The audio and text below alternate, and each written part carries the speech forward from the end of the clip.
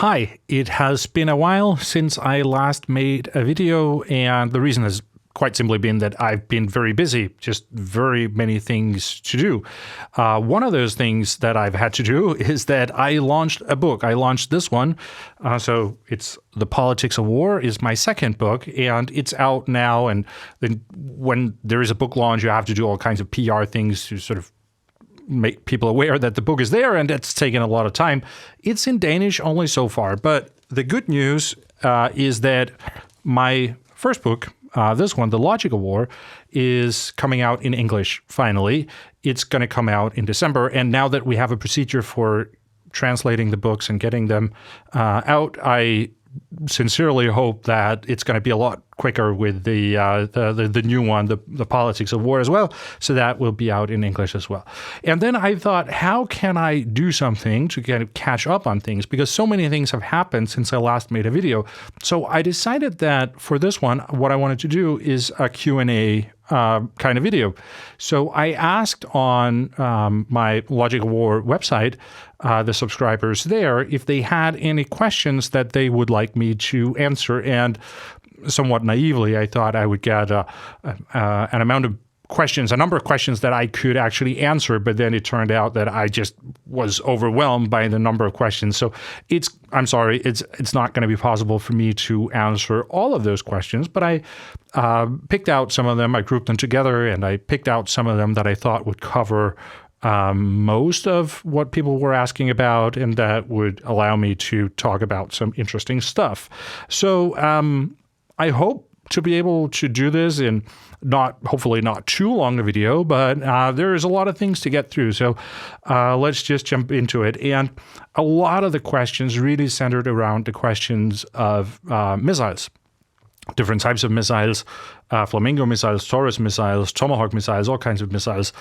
So let's just start there. The first question is, what happened to the Flamingo? Are the Flamingos a reality or just propaganda? So the Flamingo missile is the Ukrainian missile that was announced in August, and it got a lot of attention because it has some very interesting features. It has a very long range, up to 3,000 kilometers, and a warhead of about 1,000 kilograms. So it's a very large and powerful missile with a very long range. So if Ukraine can get these into serial production and, start producing the numbers that they are talking about, which is about 7 per day by the end of the year, that was the plan, to increase production to about 7 per day by the end of 2025.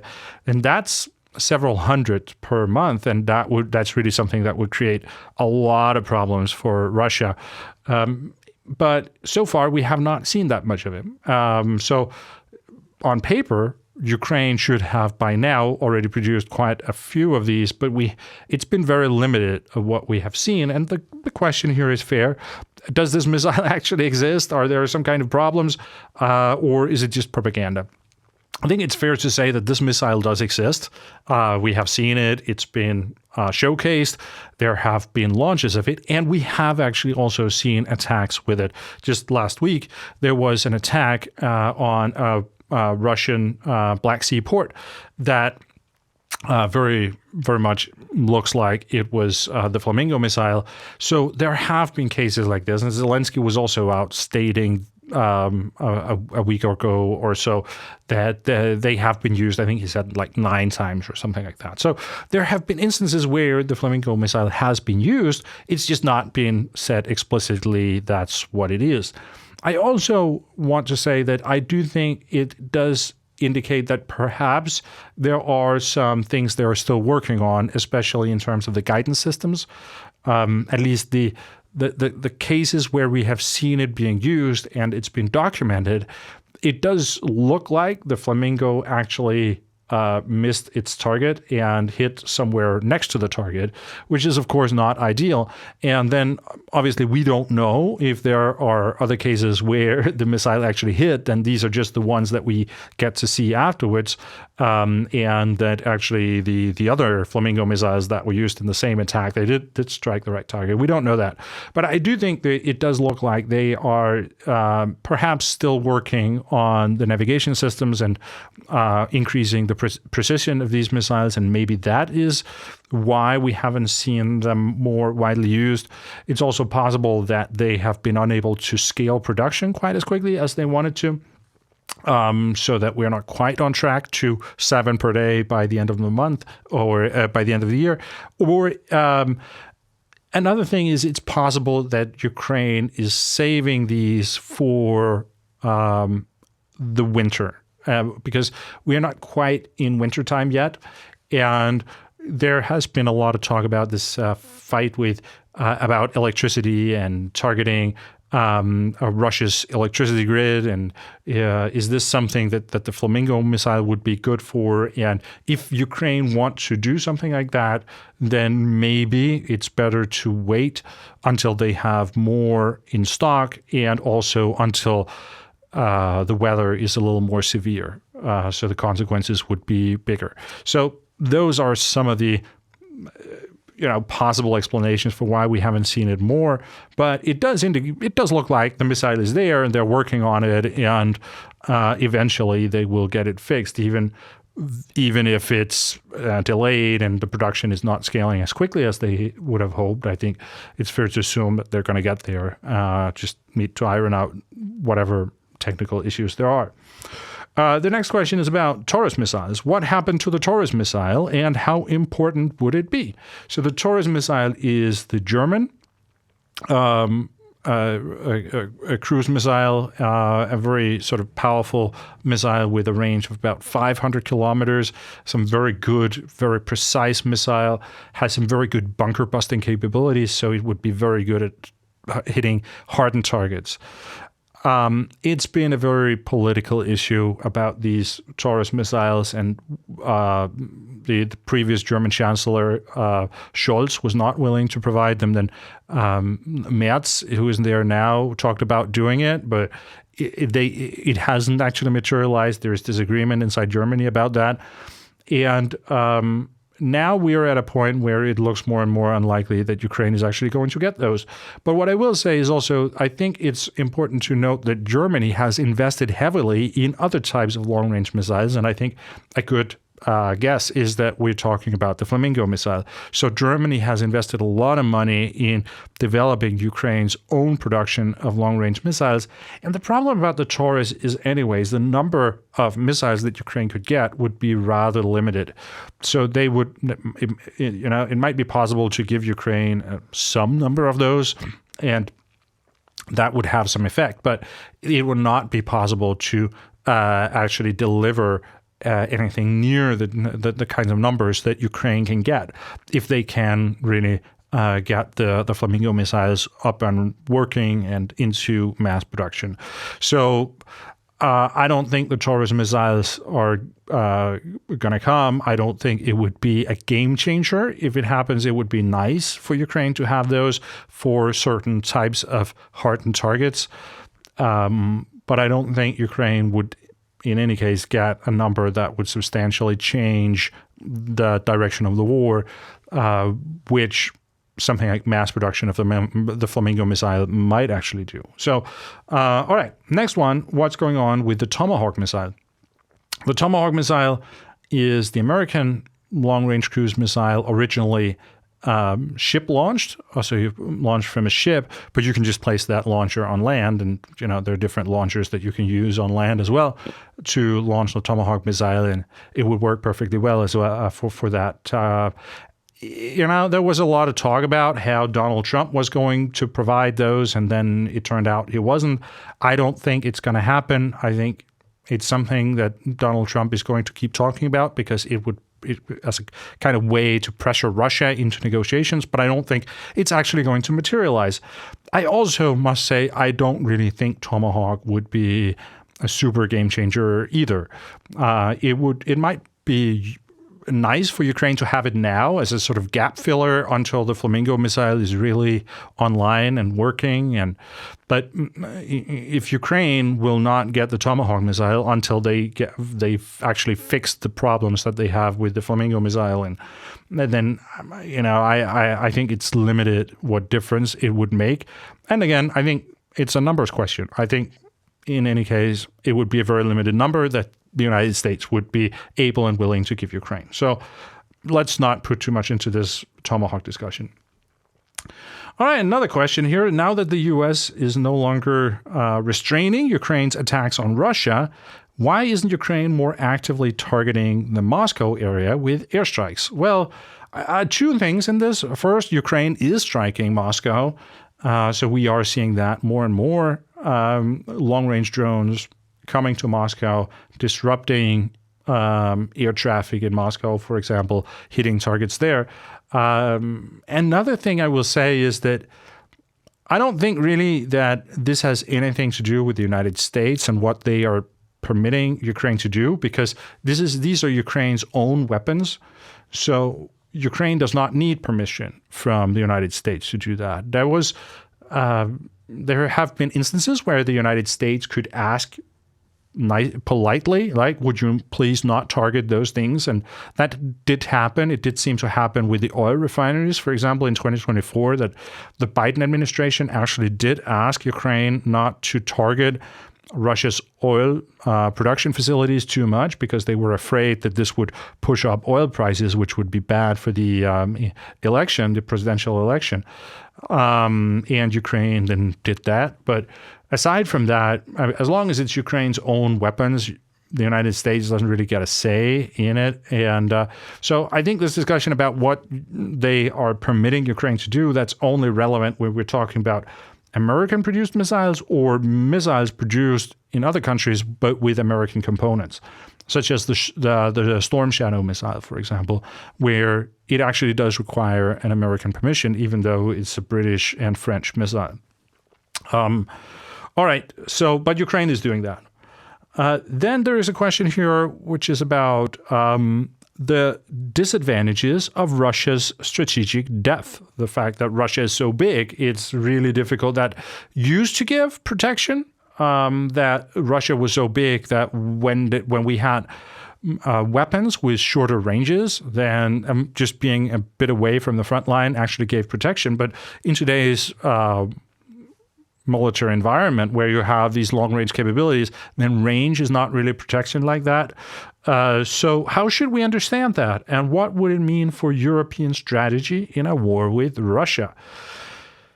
So actually, Russia's strategic depth has in an age where the missiles have the kind of range that they have now of a couple of thousand kilometers, then the strategic depth is actually a problem that Russia has, because it also just means that the area that is within range of missiles or drones is so big that it becomes really difficult to protect everything with air defenses.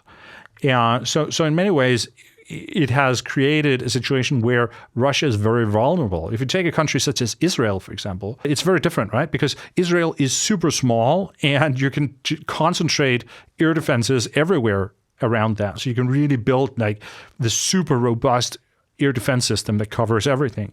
But a country such as Russia, that's just not possible. The number of potential targets is so big that there is no way Russia can cover everything. And they have to prioritize where to use their assets. And that obviously means that a country such as Ukraine has possibilities if Russia decides to really protect their refining facilities, for example, then Ukraine can go after production facilities or weapons factories or military installations. And then if Russia then protects the military installations, they can go after the refining capabilities, right? So it really challenges Russia and will mean that Russia will have to use massive resources on this. And that obviously is also something that Europe would need to look into for how can we leverage our advantages against Russia in a potential future war. The problem that Europe has is that we don't actually have a lot of long-range capabilities that can strike these things inside of Russia. So I think we're quite behind right now in the sense that we can't actually take advantage of this disadvantage that Russia has. because we just don't have the production facilities for a very large number of drones, for example, or long-range missiles. Ukraine has that, so they can start really pushing Russia on this right now. But in Western Europe, we don't really have that yet. So that is something we would need to create in order to take advantage of this problem that Russia has. All right. There is a question here about Russia's nuclear weapons.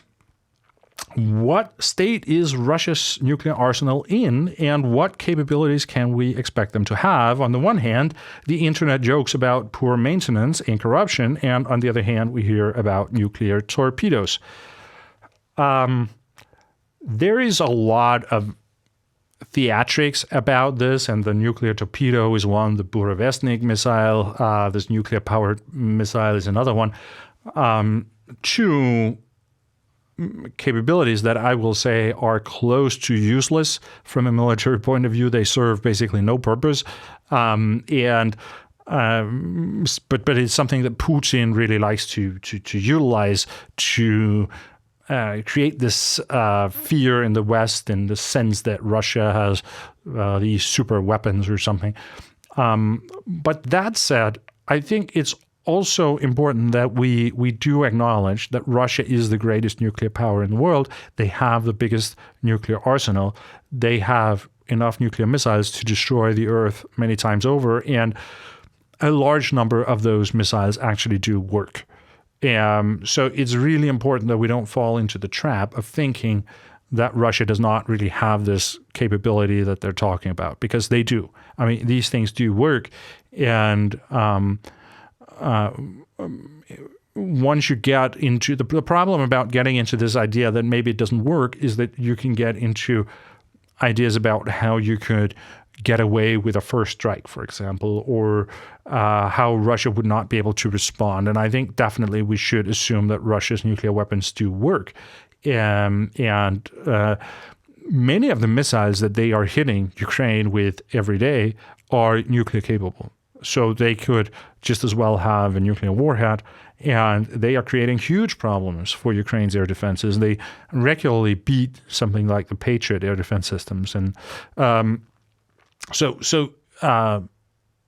we need to take it seriously. We need to respect that Russia is a nuclear power and that they do have this capability, and also not get super scared when they come out with these big threats and big talk about silly nuclear weapons that don't really serve any purpose, right? That's their way of trying to threaten with nuclear capabilities and trying to remind us of the existence of this and the danger of nuclear war. And we should, of course, not be intimidated by that, and we should not overreact to these things. Just like it seemed that Donald Trump actually did overreact to this news about the Burevestnik missile, for example, because he did suddenly start talking about how the United States would also do nuclear testing and all those things, which was not what Russia had done. Actually, all they had done was to test this missile that doesn't really bring anything new at all. We should expect Russia to have a working nuclear arsenal. Then there is a question about the significance of Donbas, the region in eastern Ukraine that there is so much fighting over. The tactical significance of western Donbas is frequently said that it is a very good natural defense line. Is this view actually overhyped? And assuming not, is there another similarly strong line that Ukraine could fall back to between the Donbas and the Dnipro? So, it is true that Ukraine's strongest defensive lines are in the Donbas. And this is actually the area that Russia keeps saying that in order for any negotiations to take place, Ukraine would have to hand over these areas just as a precondition for negotiations. And obviously, Ukraine is never going to hand over their best fortifications to Russia. Ukraine has obviously prepared something on the other side of the Donbas. But Donbas is special in terms of Ukrainian geography in the sense that Donbas consists of many smaller cities, such as Pokrovsk, for example, that there's so much fighting over right now, but there are others, Slovyansk, Kramatorsk, etc. So really many of these types of smaller kind of cities, 50 to 100,000 people kind of range. This is special in Ukrainian geography, where other places it would be much more tend to be empty spaces and then larger cities. And that means that in today's on today's battlefield, it is very often actually the cities that are the defensive line and are the fortifications, which the Battle of Pokrovsk that is taking place right now has demonstrated. It's taken a year and a half for Russia to get inside of the city. And the same would be true of the other cities, which are even bigger than Pokrovsk. So Donbas is special in that sense, that it gives better opportunities for creating these city fortifications. And you can't really replicate the same in the open fields of the area which is further to the west. So I do think it is true in that sense that Donbas is special and that it serves a specific military purpose just because of the way the geography there is with the cities and so forth. The Ukrainian High Command. What is your view on the Ukrainian High Command? I see conflicting information about the way they operate. So this is a tricky question in the sense that if you go to Ukraine, you will hear a lot of criticism about high command and how the generals are out of touch with reality, how they are making ill-informed decisions because information is not coming to them. It's not available. People in the system will lie about performance, will lie about mistakes or defeats or setbacks, and therefore the generals will make silly decisions. Or you have people there who are more busy caring about their own career than about actually winning the war against Russia. So you will hear a lot of criticism like that in Ukraine. But at the same time, you will also hear a lot of people praising the way the Ukrainians are fighting, how it's really smart, how they are getting the best out of the situation, how they are leveraging technology to create good results against a larger army. So I'm a little conflicted on that. I think there is some truth to the criticism. I also think it's just necessary to understand that any large military organization, any general command in any country is also a bureaucracy of people, and there are sort of palace politics and people pursuing their own careers and other, people eager to say what the boss is interested in hearing. It's something we also have in Denmark. We have the same discussions here. We have the same discussions in all these institutions, and that is just also necessary to acknowledge that this is also a reality, and it's something that when you are in a war, you will probably these things will be more visible. You will need to deal with it in a different way because mistakes have consequences in other ways. So, and also just in any bureaucracy consisting of hundreds of thousands of people and sort of mid-level managers, a certain number of those are not going to be super competent. And that is obviously also something that you would expect to see in Ukraine. So when you have these instances where suddenly some commander decides to have an award ceremony or something like that, or hand out medals, and the ceremony is hit with Russian missiles, but because they violated the procedures for these things, well, that's super stupid, right? But unfortunately, I think that kind of stupidity is also to be expected in pretty much any large organization like that. And of course, you have to work with it. You have to try to get rid of it. You have to get, you have to make sure that the right people actually rise to command, and that you reward the right kinds of results and behavior and those things. But it's a constant struggle, because there are just things inside any bureaucracy that pull in the different direction, right? So on the one hand, I do think much of the criticism of the Ukrainian general staff would be fair, and it's important to bring to light and to focus on how can we improve these things and make sure mistakes don't repeat themselves. But at the same time, I also think in the big picture, I actually think the Ukrainian military, the Ukrainian general command is doing pretty okay in dealing with these things. And I do think that is reflected in the results that the Ukrainian army are demonstrating on the front line in holding the Russians back and actually fighting a very competent defensive fight against the constant attacks that they've been under since at least 2023. So, all right, that was my thoughts on Ukrainian High Command.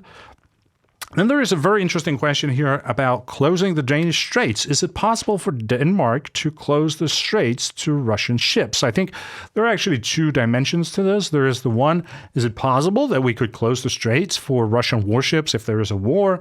I think the answer to that question is probably yes. I would tend to say that whenever we talk about naval warfare in the Baltic, I actually tend to see it not so much as a maritime issue, but more as an air power issue.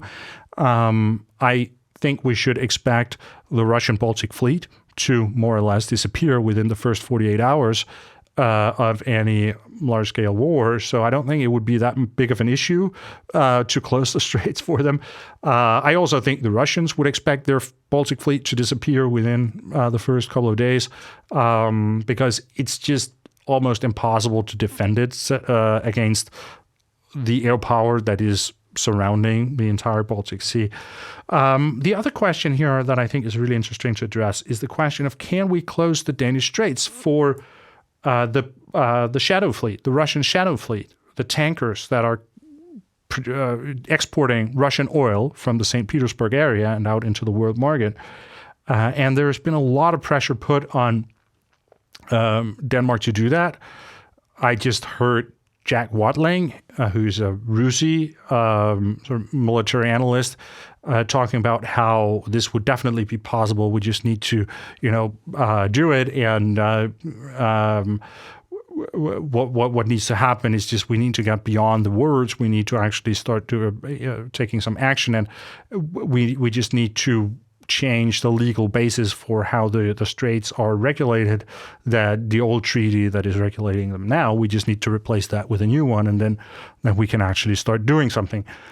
I think maybe this is something I should make a dedicated video about, actually going through why this is so problematic. But the short version of it is that there are basically two types of straits in the world when you look at it from a maritime law kind of perspective. The first one is you can have old straits that are regulated by old treaties, and these are called historic straits. So if there is and the Danish Straits, for example, is one example of those, because there's the Copenhagen Treaty from some 150 years ago. And then another example would be the Turkish Straits leading into the Black Sea, for example, where there is the Montreux Convention. Other straits are regulated by UNCLOS, the Convention on the Law of the Sea, which is from the 80s.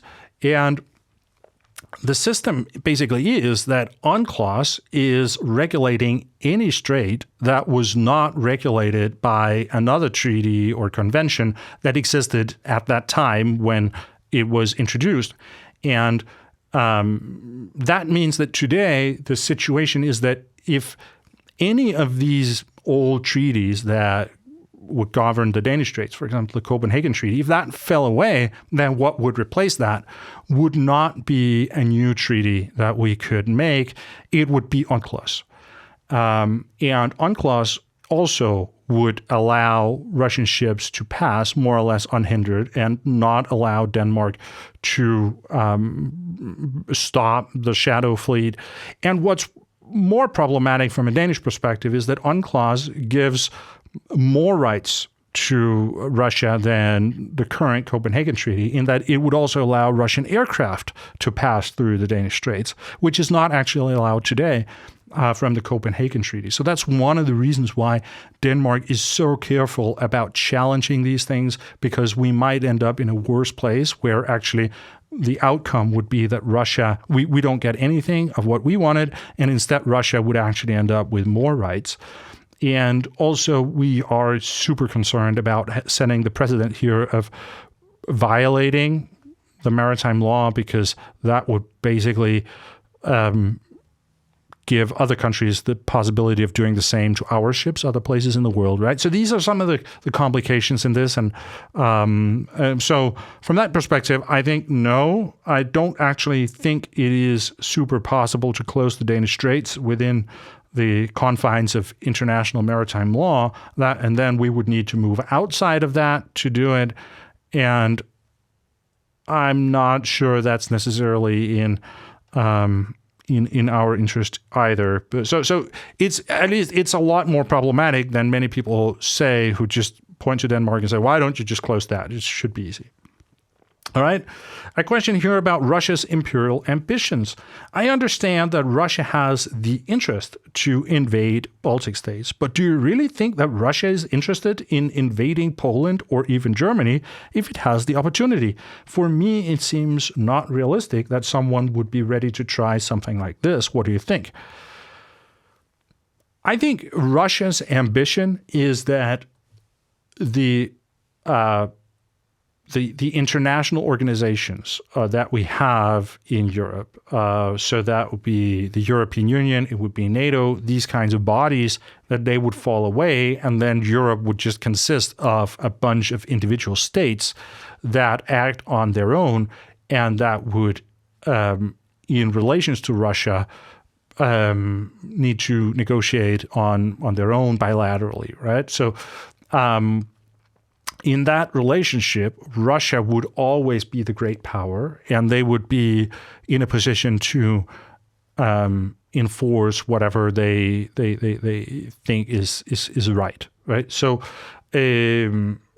I think that is the condition they would rather see than necessarily where would the borders go of Russia. It would be about creating the conditions where Russia can exercise their power as a great power in Eastern Europe, the dominant great power in Eastern Europe. And that for some countries, that might mean that they would be absorbed by the Russian Federation. So that could be the result, that the Baltic states could go that way. That is what is happening right now to a part of Eastern Ukraine, right? But I don't think it's necessarily that important to Putin to absorb all of this territory into Russia itself, as long as these countries are, willing to just submit themselves to Russian power and accept this great power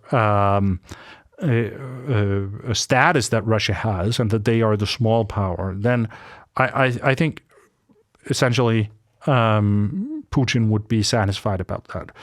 What do I think that means for Poland and Germany, for example? I think for Poland, Putin absolutely sees that as being within Russia's sphere of influence. I think basically we should look at the map from the 1980s and see where was the Warsaw Pact, and that's in round numbers, that is the area that he sees as Russia's sphere of influence, right? So I think for Poland, the Czech Republic, Hungary, etc., he absolutely believes that this is Russia's sphere of influence, and these are the countries that should submit to Russia being the dominant great power. Germany, I would say that probably he would tend to see that as legitimate American sort of area, right, where that is America's sphere of influence. So I don't think he would expect Berlin to submit in that sense to Russia in the same way he would expect Warsaw to do it. But basically, that is the condition that he would bring about. And that would, of course, be a totally different Europe from what we're seeing today. It's a kind of Europe without the European Union, without NATO, and without the cooperation between the many small states that we have now in Europe. And it's an idea of a future Europe that is totally incompatible with the idea that we have, who actually live here today and who are very satisfied about how our life is unfolding inside the European Union, right? So we need to be aware of how much is at stake. It's not so much about conquering Poland or Germany, but it would be much more about bringing about an end to NATO and to the European Union. I think it's more along those lines we should understand Russia's imperial ambitions. Russia's economy. What is the current state of Russia's economy today and for the next year on money, finances, oil, infrastructure, and those things? And will this have any impact on the length of the war? The Russian economy is super bad.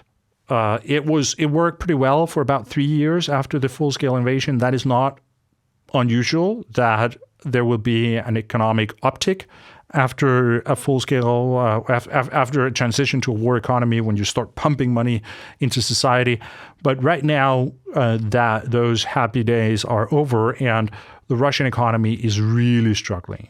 What we're seeing is that there is recession by now, still at a point when the central bank insists that, technically speaking, it's not really recession yet. But I mean, there is negative growth. So let's just start from that and say this is recession. We are seeing signs of a slowdown. Businesses are struggling to pay the bills. We are seeing layoffs. We're seeing companies scaling back, going to a 4-day work week, for example, something they are marketing as a kind of a benefit for the employees, et cetera. But, it's clearly because they are struggling to actually finance what's going on. There's super high interest rate, and businesses really can't pay those interests. And we are still seeing super high inflation. So Russia is really being hit by all things bad when it comes to the economy. But it's going to take a while before this translates into something that actually hits the military production, because what's happening is obviously that the government is trying to spare the military sector. So they are trying to let other sectors in society, suffer, and while they keep military production high. We are seeing the first signs that also companies engaged in military production are struggling, but it's going to take a while until this really translates into something that is a problem on the front line. I think it's going to turn into problems in several ways. Over time, it will turn into problems in terms of logistics, in terms of providing the things the soldiers need, in terms of keeping the pressure there. So that's one thing. And then another one is that it's also going to increasingly put pressure on Russia's manning model, which is very much based on giving high bonuses to people to have them sign up voluntarily to fight. It's a very expensive way of recruiting soldiers, and Russia might run out of money and not be able to do that, to sustain that model anymore. And another thing is that the more the economic crisis begins to bite in society, the less the value is actually of getting those bonuses and being paid whatever you're paid to be in the Russian military. So if you're mostly fighting because you earn a lot of money, and then inflation is eating away that money, then obviously that is something that might eventually be bad for morale. So I think it's going to challenge Russia's manning model, and over time it might force Putin into going in a different direction and maybe look more into actual forced mobilization. All right. Now that China is set to fund the war more directly via yuan-denominated bonds, what do you foresee Russia? Do you foresee Russia becoming a vassal state of China, similar to the Warsaw Pact countries in relation to the Soviet Union during the Cold War? And do you also think that this cash injection will affect the outcome of the war, or is Russia's fate already sealed? So I think what's happening here, and I think this is an important nuance, is that Russia is now, there are now bonds, Russian state bonds that are in yuan, so Chinese money. But the important thing is that these are not actually for the Chinese market. They are for the Russian market. So what they are trying to do here is to leverage the fact that a lot of Russian businesses have ended up with a large number of yuan because they are selling things to China. But they have the problem that they can't really get rid of this money. They have nowhere to put it. So the Russian state is trying to collect that by having these businesses buy bonds instead. So it's not actually Chinese investors now investing in Russia's war economy. It's more for the Russian market and to trying to sort of scrape up the yuan that people have in Russia. I do think in the bigger perspective, the other thing might come. It's not that I rule that out. I just don't think that's what we're seeing quite yet. In the bigger perspective, Russia is definitely becoming more and more dependent on China in all this. And it's one of the downsides that Putin clearly doesn't seem to be super aware of or take as seriously as I think most observers would say he should. But for Putin, and that's really important, the biggest struggle that overshadows everything is the fight against the West. It's the constant conflict against us that is the most important one. And things like problems with China, that is something that can be dealt with later, right? Let's postpone that. Let's deal with that at a later point once we're done stopping NATO expansion and restoring the greatness of Russia in Europe, and then we can deal with China afterwards. That seems to be Putin's line of thinking here, and I don't think it's super smart. I think he underestimates the long-term consequences of Russia becoming this little brother to China. But anyway, that is the way he's going with this. It's just simply that in his mind, there are other things that are more important. Do I think this cash injection will affect the outcome of the war, or is Russia's fate already sealed? I will say, in a broader perspective, I think it's important to say that I don't see China's interests in the outcome of the war in Ukraine as being as great as Europe's interests. And ultimately, I think that is going to be decisive here. China is primarily, as I see it, interested in making sure that Russia does not lose the war too much. That's how I would put it, right? They don't care who gets to control what cities in Donbas or like Russia's project in Europe. That's not super important to China. What is important to China is that Russia continues to exist as this power, this ally they have on the world stage. So I think China is willing to sustain Russia's economy to make sure that it doesn't collapse entirely and that Putin suddenly disappears from the world stage in because Russia collapses, right? So I think it's more in these terms we need to understand China's engagement. What has been okay? So this is different. Here is more about predictions for next year and a bit about evaluation of this year. What has been the biggest successes and fiascos of the war on both sides in 2025? And what will you follow closely the rest of the year and in 2026? So I think in terms of the war itself, the front line, those things, it's actually not moved all that much in 2025. I think the most significant thing is that the Russians were able to throw the Ukrainians out of the Kursk region, where they were until like in the beginning of the year, and Russia pushed them out, right? I think that's actually been the most significant Russian achievement. I think that's one of the reasons why they're pushing really hard on Pokrovsk right now, because it's really hard at the end of the year to sell to the Russian people that our biggest success this year was that we were able to liberate the Kursk region where Ukraine was not supposed to be in the first place, right? So I think from a Russian perspective, it's actually been a difficult year in terms of showing off successes. But, they might still be able to take Pokrovsk. That's likely possible. They can do that before New Year's. I think for Ukraine, I think the biggest success or the biggest challenge has been about dealing with the Trump administration.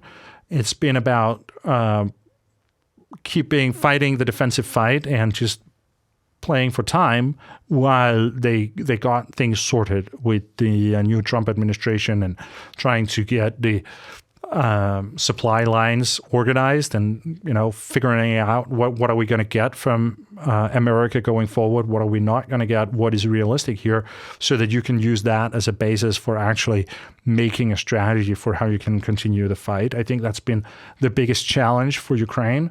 And I think it has kind of it looks like it's been kind of successful by now. They're not getting that much from the United States anymore. Actually, the United States is not giving anything, but the United States is willing to sell weapons to European partners who can then hand it on to Ukraine. And that means Ukraine is now in a position where they can start making predictions about what are we going to get from whom, and what types of weapons are we going to get from American factories, et cetera. And that means that they can start planning ahead. I think that's actually been the biggest challenge of 2025. And now we are at a place where maybe for 2026, there's going to be a bit more predictability about it. And we can see Ukraine starting to maybe spend a little less of their time dealing with their allies and a bit more of the time dealing with actually pursuing a strategy of how to end the war. All right. Predictions for 2026, or what will I be following? I think the most important thing is actually going to be the long-range war. I think that the pressure on the front line, whatever is going on there, that is going to continue. The pattern is more or less set. I think there's going to be a continuation of things like the small attacks, the micro advances that Russia's making while taking very big losses. I think that's going to continue. Ukraine is going to continue focusing on a defensive fight. It's going to be really difficult, very static situation, mostly due to the drones and all those things that are really making things difficult for anyone who's trying to make offensive operations. So I think that is going to continue. But where the development might really be is in the long-range war, because we are seeing both sides really increasing the output of long-range capabilities, drones, missiles. And we are seeing this intensify. We're seeing constant escalation. We're now seeing them targeting each other's energy grid. We're going to see Ukraine continue targeting Russia's oil production, like these kinds of things. And I really think that, as boring as it sounds, that the most decisive thing in 2026 will be following the war economy and to see if both sides will be able to sustain the current level of intensity. And especially the Russian war economy, I think, is going to be interesting to follow that. I think Ukraine's war economy is mostly dependent on European support. And while that is a big debate that is also interesting to follow, that's happening in Brussels, I think in the end, I'm quite confident that there is going to be, the European countries are going to find a way to keep financing Ukraine here. So the biggest question is, will Russia be able to find ways to keep financing their side or their war? So that's what I will be looking for in the coming months and into 2026. But how is the war in Ukraine likely to end? Well, that's a big question. I think there are basically two types of scenarios here. One scenario is that it's going to end up as a kind of frozen conflict where the intensity is just going to kind of fade out, and we are going to find a kind of scenario where the fighting is going to continue, but on a more sustainable level, fewer casualties, less intensity. I think that's one possible outcome. And I would say, actually, if I were an advisor to Putin, then I might actually tell him that I think this is a good that is something he might be interested in pursuing, because it might be one of the ways that he could actually best preserve his own position inside of Russia, and without jeopardizing too much, that the war just never really ends, and that it just kind of keeps going and going and going. But what I will say is that I'm not quite sure how this would actually play out. I think there are challenges. We sometimes have these discussions about how about a Korea scenario where it's this kind of long-standing thing and it just never really ends. I think one of the big challenges about that is that the weapons technology is just very different from what it was in Korea in the 1950s. At that time, you could just make a zone of about maybe 15 kilometers and say that that's like a demilitarized zone, and then nobody could shoot at each other. But how would a frozen conflict look in an age of long-range drones that can reach thousands of kilometers? I'm not quite sure that the weapons technology actually permits these things, such as a frozen conflict. But it's possible that it could end there in one way or another, and then that the two sides would just accept not hitting each other. But another way that I see this ending is actually with a kind of quite dramatic escalation as a result of Russia facing defeat. I think I feel pretty confident that Europe is going to keep supporting Ukraine to make sure that Ukraine does not suffer catastrophic defeat. But I don't think the Russian war economy can sustain this level of intensity for the coming years. And that means that we are going to see Russia's intensity decline, the intensity of the attacks decline. And then, if Ukraine does not actually agree to stopping attacking Russia and then following that decline in intensity, then what that would translate into is Russia suddenly starting to lose ground instead of gaining ground, and Putin looking into something that is that really shatters his ideas of reinstating Russia as the great power in Eastern Europe and those things.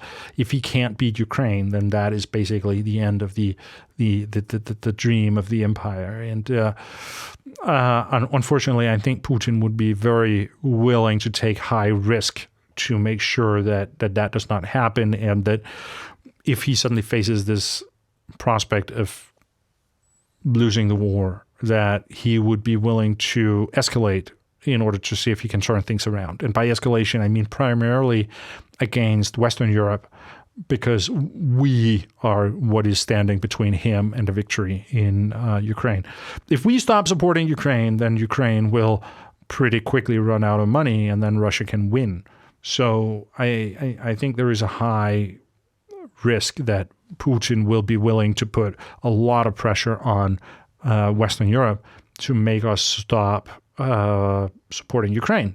And as I just said, I don't really think that's there is anything there that this is a realistic path that Europe could go down. So we might be heading into something that is a bigger confrontation between NATO and Russia in the coming years, as Putin will find himself in a more and more desperate position. Then there is a final question that I want to address, and that is how do you keep hope up? Every time I look at the situation for Europe, I get strangled by despair. And yes, I can totally understand that. And especially based on my just last answer here, that we might be heading into a large confrontation between NATO and Russia, right? What would that look like? What I'm talking about is actually not just hybrid warfare here. I think way too many people are dismissive of the potential of an actual armed conflict between NATO and Russia that could happen within the next few years, right?